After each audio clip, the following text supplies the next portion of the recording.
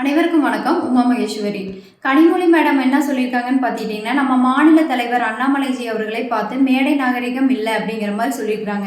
ஏங்க, உங்கள் கட்சியில் இருக்கிறவங்களுக்கு முதல்ல மேடை நாகரிகம் இருக்குங்களா? இப்போது நம்ம நிர்மலா சீதாராமன் மேம் அவர்களை பார்த்து உங்கள் அப்பா வீட்டு சொத்தான்னு சொல்லி கேட்குறாங்க. மோடிஜி அவர்களை பார்த்துட்டு தாத்தா அப்படின்ற மாதிரி பேசுகிறாங்க. ஒரு எம்பி என்ன சொல்லியிருக்கிறாங்க, தமிழ்நாட்டோட பெண்களை ரொம்ப கேவலமாக இழிவாக பேசி மிக பெரிய அளவில் போராட்டம்லாம் நடந்தது. அப்பெல்லாம் எங்கே போச்சு உங்களோட மேடை நாகரிகம்? இதுதான் உங்கள் கட்சியில் இருக்கிற உறுப்பினர்களுக்கு நீங்கள் சொல்லிக் கொடுக்குற மேடை நாகரிகங்களா? அண்ணாமலைஜி அவர்கள் எந்த ஒரு மீட்டிங், எந்த ஒரு கூட்டமாக எடுத்துட்டிங்கனாலும் சகோதர சகோதரிகளே அப்படின்னு தான் ஆரம்பித்து ஒரு ப்ராப்பரான வழி நடத்தி கொண்டு போயிட்டுருக்கிறாரு.